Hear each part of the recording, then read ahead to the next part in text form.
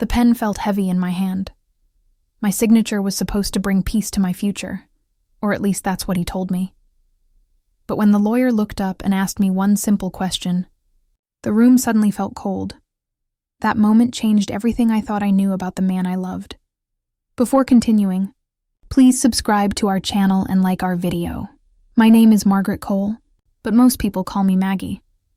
I'm 56 years old, a widow who thought she'd finally found happiness again. For years, I took care of my late husband's estate. It wasn't much, just a small piece of land, an old farmhouse, and an apple orchard we planted together. It wasn't a fortune, but it was ours. Then I met Richard. He came into my life like sunlight after a long storm. He was kind, polite, gentle, the kind of man who opened doors and remembered small things. He told me I was strong and independent. I liked how he made me feel seen.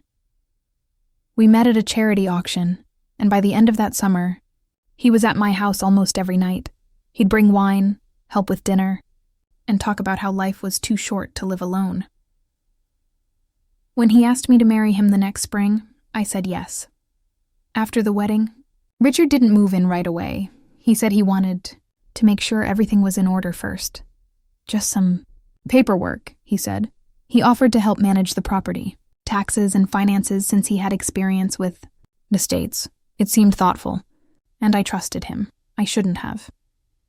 It started with documents. He said they were for simplifying ownership. We met a local lawyer, Mr. Harris, who'd worked in town for years.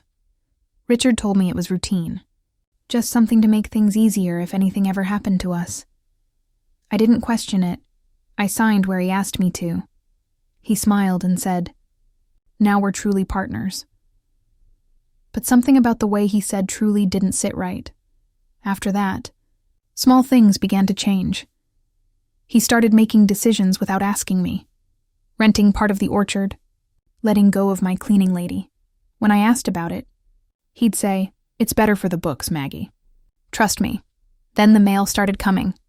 Letters addressed to him about my property and finances. He said not to worry, that I was just stressed, and for a while I believed him. But one night, I woke up and heard him on the phone. His voice was cold. "She already signed," he said. "It's all in motion." He hung up quickly when he saw me and said it was just his accountant. But I knew something was wrong.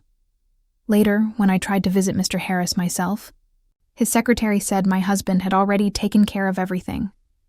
She said my name had been updated in the files. That word made me feel sick. A few weeks later, Mr. Harris called me.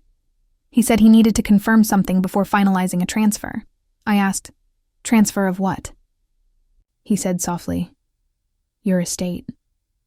It turned out that the papers I signed weren't routine forms. They were a transfer deed, giving Richard full ownership of everything I owned. I remember sitting there, speechless. Then Mr. Harris asked me, "Did anyone explain this part to you before you signed?" That's when I realized the truth. Richard had planned it all. I didn't confront him right away. Instead, I gathered proof, letters, notes, and every document I could find. Mr. Harris told me he could stop the transfer if I confirmed I hadn't understood the papers. We agreed to meet again, all three of us. 2 weeks later, we sat in that same office. Richard looked calm, confident. He thought he'd already won. Mr. Harris looked at me and asked, "Mrs. Cole, did you understand that this document gives full ownership of your estate to your husband?" Richard turned sharply to me, but I didn't look away. I said, "No." He told me it was just routine paperwork. The room went silent. Then Mr. Harris said, "In that case, I can't process this deed. It's invalid." Richard's face went pale. He muttered something about a mistake and walked out. I didn't say a word. In the weeks after that, I changed the locks, closed our accounts, and filed for annulment. Mr. Harris helped me set up a new trust, one fully in my name.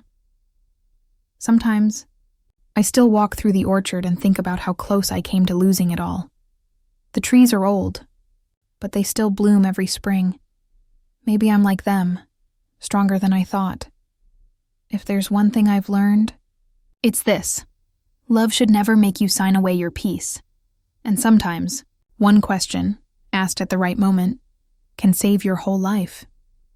If this story touched your heart, please like, comment, and subscribe for more calm, real-life stories like mine. Your support helps us share voices that deserve to be heard.